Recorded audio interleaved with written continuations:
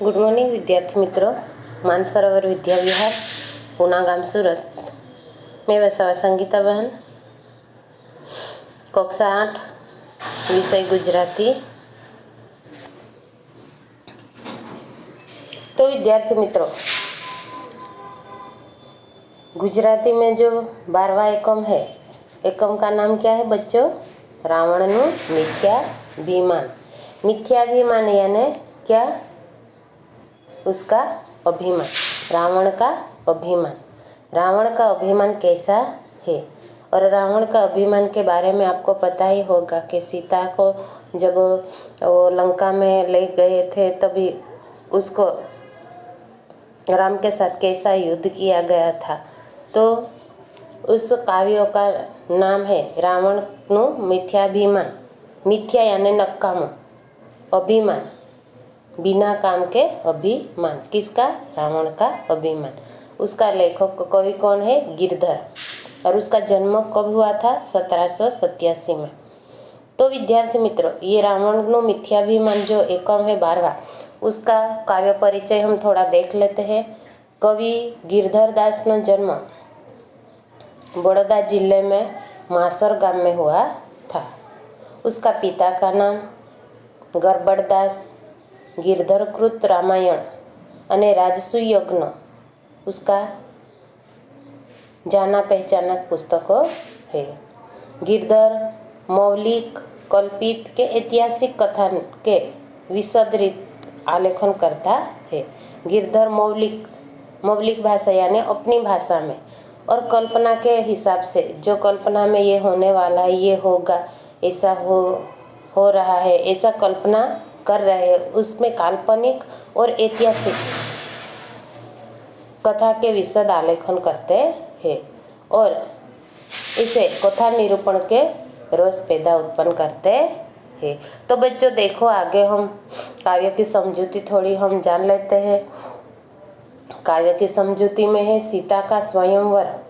जब सीता का स्वयंवर रचा गया था जनक राजा ने अपनी पुत्री का वर ढूंढने के लिए, तभी जनक राजा दरबार में शिवजी आपेलू, शिवजी ने दिया था वो त्रयंबके नाम का धनुष रखा गया था। कहाँ पे?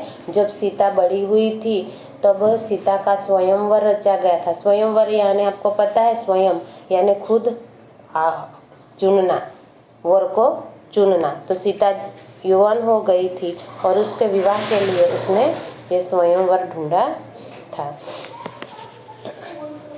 फिर उसे जाहिर कर दिया था कि राजा इस धनुष्य को कोई भी राजा उपाड़ सके तो उसके साथ मेरी पुत्री का विवाह होगा। लंका का राजा रावण भी सीता के स्वयंवर में हाजिर हुआ था और उसने भी उसकी शक्ति से बलपूर्वक अभिमान के साथ उसने भी ये धनुष उठाया था।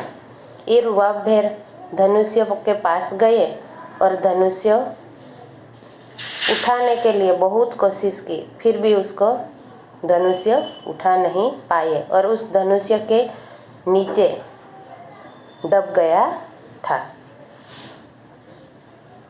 और उसकी बहुत आपत्ति हुई। ये प्रसंग गिरधर कवि ने इस काव्य में सुंदर रीते वर्णन किया गया है। तो बच्चों देखो, आगे हम उसे पढ़ते हैं। रावण का मिथ्या अभिमान।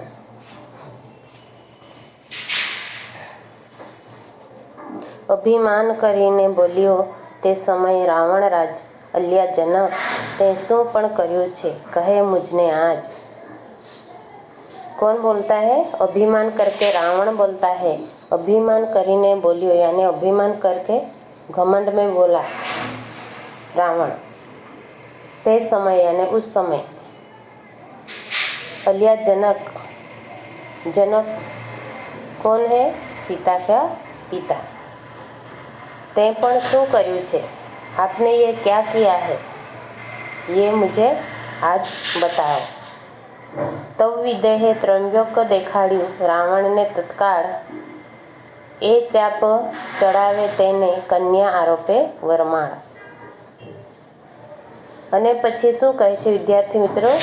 રાવણને કહે છે, રાવણ કહે છે કે જનક રાજાને કે તે શું કર્યું છે આ મને बताओ। ત્યારે तब वो विदेह यानी सीता का नाम है। तब यानी तब सीता त्रंबक के धनुष को दिखाती है और रावण को तत्काल यानी तुरंत बोलती है, ये चाप जो भी चढ़ाए उसके साथ कन्या की वरमाला हो जाए। એવું સાંભળીને અટ્ટહાસ્ય હસ્ય રાવણ રાય। कैलाश સરખો હલાવ્યો कौन मात्र धनुष्य कहवाय। अरे अभिमान में तो रावण ने क्या बोला, ये सुन के सीता ने इतना बोला तो ये सुन के अट्टहास्य यानी बिना कारण जोर जोर से हंसने लगता है। कैलाश सरखो हिलायो, मैंने तो कैलाश जैसा पर्वत को भी हिला दिया है और ये कौन सी नवाई की बात है, ये त्र्यंबक धनुष मुझसे नहीं हो पाएगा। मात्र धनुष कहवाय, ये तो फक्त धनुष ही कहलाता है। मैं अमर बंदीवान कीधा हूँ रावण बड़ियो सत्य। मैं तो अमर हूँ, बंदीवान अमर हूँ और रावण इतना बलवान है, ताकतवान है, ये तो सत्य ही है, सही है। फिर आगे देखो,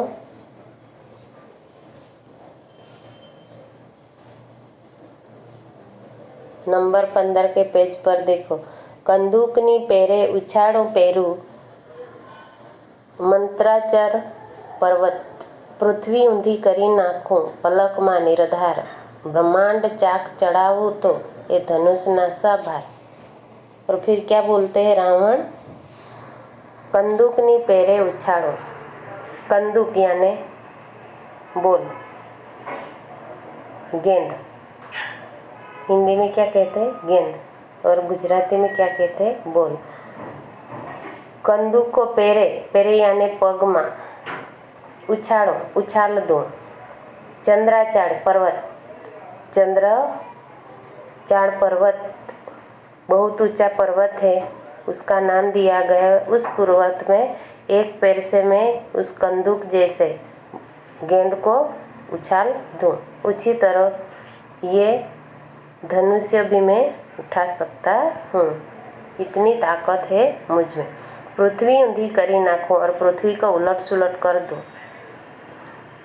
पल भर में। निर्धार, निर्धार का मतलब है जिसका कोई आधार नहीं। ब्रह्मांड चाक चढ़ाऊं तो ये धनुष ना सभार, पूरे ब्रह्मांड को मैं हिला देता हूँ तो यह धनुष की क्या नवाई की चीज है। एम घણા વચન બોલી પછે ઉછળ્યો રાવણ રાય। અને એમ કહે છે અને ઘણું બધું કહે છે। પછે यानी પછી, ઉઠ્યો यानी उठ्यो, रावण राय कौन उठा? रावण। इतना बोल के फिर धनुष उठाने के लिए खड़ा होता है। एम घणा वचन बोली पछे उठ्यो रावण राज। वस्त्राभूषण संभाळीने धनुष पड़ीते जाए त्यारे सीता ने चिंता थई, जे रावण करसे काम। और सीता को परेशानी होने लगी क्योंकि इतना आगे कुछ बोल दिया, मैंने ऐसा कर दिया वैसा कर दिया, तो ये धनुष की क्या नवाई की चीज़ है, उसे तो मैं पल भर में उठा के फेंक दूंगा और उसको तोड़ दूंगा। तो फिर सीता को रावण खड़ा हुआ, तब से चिंता होने लगी कि क्या होगा अब। वस्त्राभूषण संभाळीने धनुष बढ़ीते जाए। वस्त्राभूषण यानी उसने जो वस्त्र पहने हुए थे उसको संभाल के चलते हैं। धनुष भणी यानी बाजू, धनुष के बाजू ए चालवा मांड्यो। त्यारे सीता ने थई चिंता, तब सीता को चिंता होने लगी, जे रावण करसे काम। अरे ये काम तो रावण कर देશે तो પછી મારે એની સાથે પરણવું પડશે। અને એવી રીતે સીતાને ચિંતા થાય છે। પછે સ્તુતિ શિવ ઉમિયા તણી કરતા સતી અભિરામ, મહારાજ શિવ સંકટ હરણ રાખજો મારી લાજ। फिर स्तुति करने लगी, फिर विनती करने लगी सीता कि शिव उमिया, शिव और पार्वती को कहते हैं कि आप सती है अभिराम, मुझ में थोड़ा भरोसा करना और ऐसा न होए। महाराज शिव संकट हरण राखजो मारी लाज। और महाराज शिव आप संकट का हरण, संकट को दूर करने वाले हो, तो मुझ में भी इतनी लाज रखना। हाले नहीं रावण थकी त्र्यंबक तमारू आज, एम सीताना मन तणी चिंता जानी रामे है। और क्या विनती करने लगी? हाले नहीं यानी धनुष वहाँ से जरा भी हिल नहीं सके। सीता मन में उसकी स्तुति करती है और राम को भी सुनाती है कि रावण का ये धनुष जो है, उस धनुष को वो उठा नहीं पाए और उससे हिल भी नहीं सके, ताकि ये रावण अभिमानी जो है तो वो कुछ भी कर सकता है। और वो शिव और पार्वती उमिया को विनती करने लगते कि आपका जो धनुष है वो वहीं पे ही रहे, हमारी लाज रखना। तो शंकर भगवान को कहती है कि आप संकट हरण है, संकट को दूर करने वाले हैं, तो हमारी ये विनती भी आप सुनो।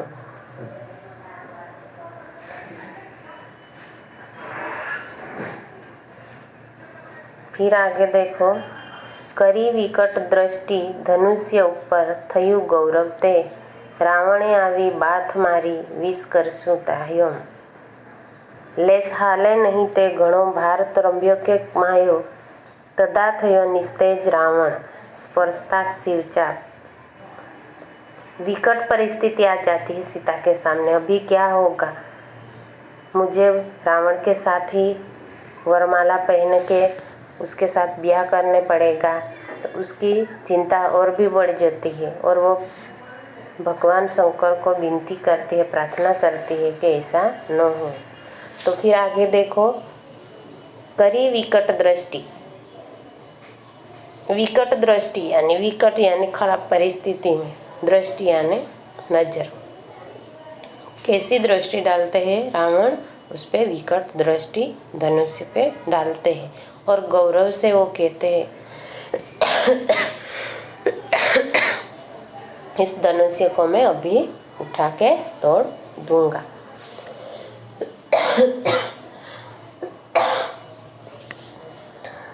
रावण आवी बात मारी, रावण धनुष्य के पास आते हैं और बात में उसको भर लेते। लेस हाले नहीं ते घणो भार त्र्यंबके मायो। लेस यानी जरा भी, थोड़ू पण नहीं हाले, हाले यानी नहीं हिलना चाहिए। घणो भार, बहुत प्रयत्नों किया उसने, बहुत जोर लगाया, फिर भी वो त्र्यंबक के धनुष वहाँ से हिल नहीं सका। माह्यम यानी मुझने। तदा थयो निस्तेज रावण, तदा यानी तब हुआ, निस्तेज रावण, निस्तेज यानी हताश हो गया, निराश हो गया।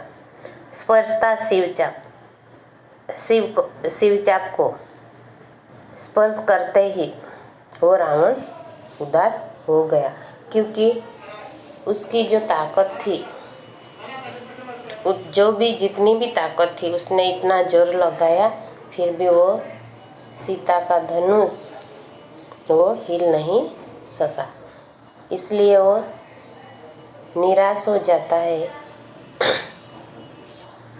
आगे देखो, हलाव्યું हाले नहीं त्यारे पाम्यो मन परिताप, पछे अधर पीसे दंत રીસે રક્તલોચન ક્રોધ, ધનુષ તે તવ ઉપાડ્યું ઘણું જર કરીને જોત, પરસ્વેદ ચાલ્યો અંગથી ઊંચું કર્યું બલવાન। हलाव्યું हाले नहीं, ये जोर जोर से हिलाते हैं धनुष्य को, लेकिन वहाँ से वो टस से मस नहीं होता, हिल भी नहीं सकता। तब उसको उसका मन उदास हो जाता है, तब उसका घमंड उतर जाता है पछे अधर यानी होठ, पीछे दंत, दोनों होठों को पीसता है, दो दांतों को भी ऐसा जोर जोर से पीसता है। और रीसे यानी क्रोध में आ जाता है। और रक्तलोचन, लोही भी उसका, आँख, लोचन यानी आँख, और रक्त आँख लाल થઈ જાય છે। ક્રોધ यानी ગુસ્સો, એટલો ગુસ્સો એને આવી જાય છે કે ખરેખર આ શું થયું, મને આટલું સામાન્ય ધનુષ નથી ઉપાડાતું, એનું કારણ શું છે। અને પછી આગળ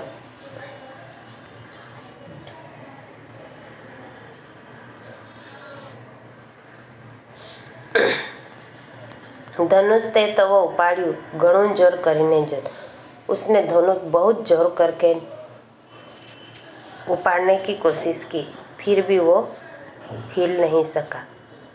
उसके दंत भी पीस रहे थे, आँख भी लाल लाल हो गई थी, क्रोध आ गया था उसमें, फिर भी धनुष नहीं उठा पाए। परस्वेद चाल्यो अंग थी, परस्वेद यानी परसेवो, परसेवो यानी पसीना, अंग थी यानी शरीर से क्या निकलने लगा था, पसीना, पसीना बहने लगा था। इतनी ताकत लगाई थी धनुष को उठाने के लिए, फिर भी वो उठा नहीं पाए। फिर आगे देखो, घणो श्वास चढ़्यो सूरने, थયું मन घणું અભિમાન, ઊભું કર્યું જવ ધનુષ્યને, અતિ બળ કરી મહાકાય, કર માહેથી લથડ્યું તદા તવ પડ્યો રાવણ રાય। बहुत प्रयत्न करता है, क्रोध आ जाता है उससे, जब उठा नहीं पाते तब उसकी आंख भी लाल हो जाती, गुस्से में आ जाते हैं और उसका श्वास भी चढ़ने लगता है, श्वासोश्वास की क्रिया भी बढ़ जाती है और शरीर पे पूरा पसीना बह जाता है और ऐसी हालत हो जाती है, उसका श्वास भी चढ़ जाता है और मन में इतना अभिमान भी होता है, ऐसा क्यों नहीं होता, क्यों नहीं हो रहा। और ऐसा इतनी ताकत लगा के फिर उठाता है, फिर धनुष्य थोड़ा ऊपर ऊंचा कर लेता है। अति बड़ करी महाकाय, अति यानी बहुत, खूब ताकत, बड़ यानी ताकत, महाकाय यानी बहुत बड़ा शरीर। कर माहेथी, कर यानी हाथ, माहेथी यानी हाथ माथी, लथड़ियों यानी हाथ में से छूट जाता है वो धनुष, तदा यानी तब पड़ियो रावण राय, तब धनुष के साथ रावण भी नीचे जमीन पे गिर जाता है।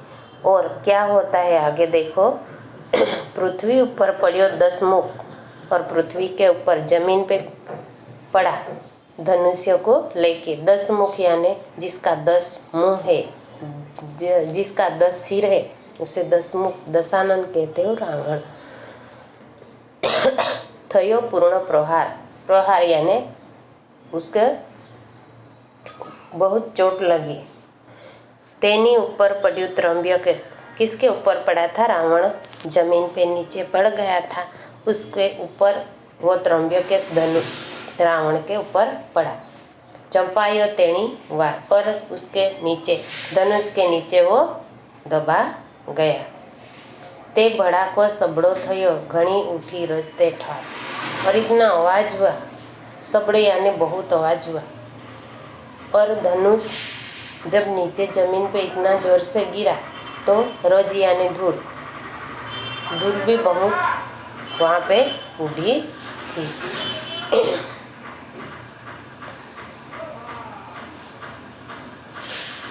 रुधिर चाल्यो मुख थकी, कच्चर थयो निराधार, पोकार करतो बोलियो तमे सुनो सर्वे जन। भड़ाको, इतना आवाज हुआ, धूल भी इतने उड़ने लगी और रावण के शरीर में से, मुख से रुधिर यानी लोही, मुख थकी यानी मुख माथी, कच्चर थयो निराधार, अने कच्चर घाण થઈ ગયો, कुचल गया वो धनुष के साथ। निराधार, उसका कोई आधार नहीं रहा, क्योंकि वो इतना थक गया था। जितनी भी उसमें ताकत थी उसने उतना जोर लगा के फिर धनुष को उठाने की कोशिश की, फिर भी वो उठा नहीं पाया और वो थक गया, चकचूर हो गया और उसमें इतनी ताकत भी नहीं थी कि वो जमीन से खड़ा हो सके, क्योंकि वो धनुष का भार ही इतना, बोझ ही उतना था कि वो उठा नहीं पा रहे थे। पुकार कर तो बोलियो और पुकारने लगा, आवाज लगाने लगा और बोला, तमे सुनो सर्वे जन, आप सुनिए सभी जन यानी लोग, सर्वे यानी सभी जन, जो सीता के स्वयंवर में जितने भी स्वयंवर उसको विवाह करने के लिए आए थे उन सबको स्वयंवर में जोर जोर से चिल्लाने लगे और बोलने लगे कि सुनिए आप सर्वे सभी जनों, हूँ दबायो छू, मैं नीचे कुचल गया हूँ। किसके नीचे? धनुष के नीचे। मने काटो, थाई पीड़ा तन, और मुझे यहाँ से निकाल लो। थाई पीड़ा, पीड़ा यानी तकलीफ, दुख, तन यानी शरीर। फिर कहते हैं, अरे जनक मुझने काट वहलो जैसे मारा प्राण। और सीता के पिता जनक राजा को भी पुकारने लगते हैं और बोलते हैं कि मुझे यहाँ से निकाल लो, नहीं तो मेरा प्राण निकल जाएगा। तो कुंभकर्ण, इंद्रजीत तुझने मार से निवारण। तो फिर कुंभकर्ण और इंद्रजीत जो मेरा भाई है वो तुझे क्या करेंगे?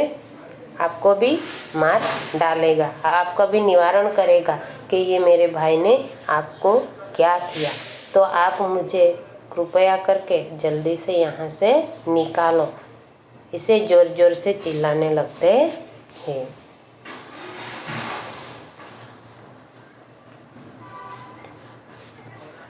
फिर आगे देखो, पूर्व भंग कर से असुर तारू, ले से मारू वेर।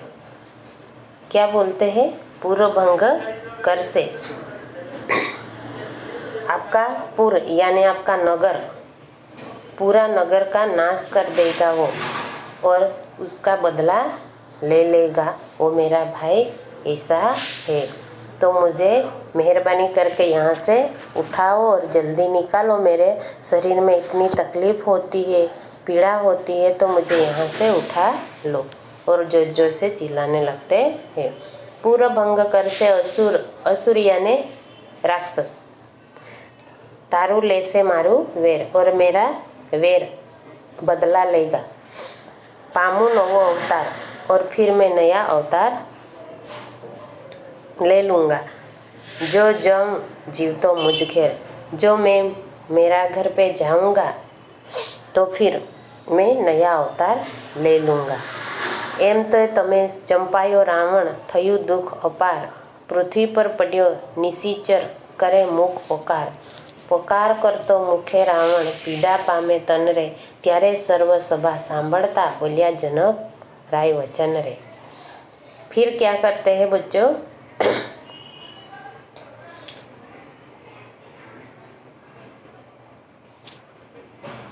वो चिल्लाने लगते हैं, बोलने लगते हैं और जोर जोर से, अभी मैं यहाँ से चला जाऊँगा, अब मेरा नया अवतार होगा, मुझे यहाँ से, मेरा प्राण जा रहा है, मुझे यहाँ से निकाल लो।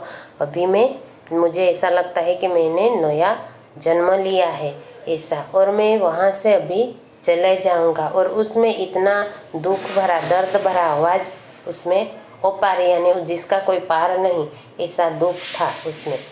पृथ्वी पर पड़ो निशिचर, और पृथ्वी पे ऐसा ही पड़ा रहा और चिल्लाने लगा। निशिचर यानी रावण क्या करते हैं? पृथ्वी पर जमीन पे पड़े पड़े चिल्लाने लगते हैं। करे मुख पुकार, मुंह से आवाज लगाते हैं, जोर जोर से पुकारने लगते हैं। पुकार कर तो मुखे रावण, और ऐसा पुकार करते करते रावण पीड़ा पामे तन रे, और उसका शरीर में पीड़ा यानी दर्द, तन यानी शरीर में इतनी पीड़ा होती है, जैसी पीड़ा होती है ऐसे उसके मुंह से आवाज़, करुण आवाज़ निकलने लगते हैं। त्यारे सर्व सभा सांभळता, तब सभी सभा सुनते हैं, बोलिया जनक वचन रे, बोलिया जनक राय वचन रे। तो देखो जनक राय का वचन, तब जनक उसे सुनाते हैं। तो रावण का मिथ्याभिमान, मैंने ये एकम बार बार सुनाया पढ़ाया आपको, तो उसका अभिमान कैसा था रावण का, और जो लोग अभिमान करते हैं उसका पतन कैसा होता है, किस तरह का होता है, ये यहाँ पे उस काव्य में समझूती दी है। और उससे हमें ये सीखना मिलता है कि हमें अभिमान नहीं करना चाहिए, चाहे हमारे पास जितना भी हो, जो भी हो।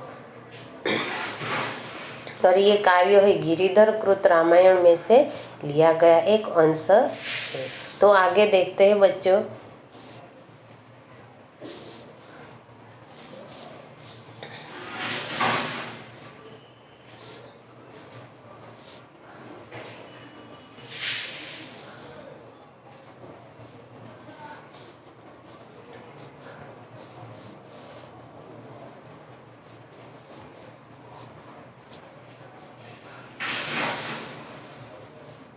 अभी यहाँ से हम ये एकम पूरा होता है, स्वाध्याय है, शब्द समझते हैं, हम अगले वीडियो में देखेंगे। तब तक हम यहाँ से छुट्टी लेते हैं। अस्तु।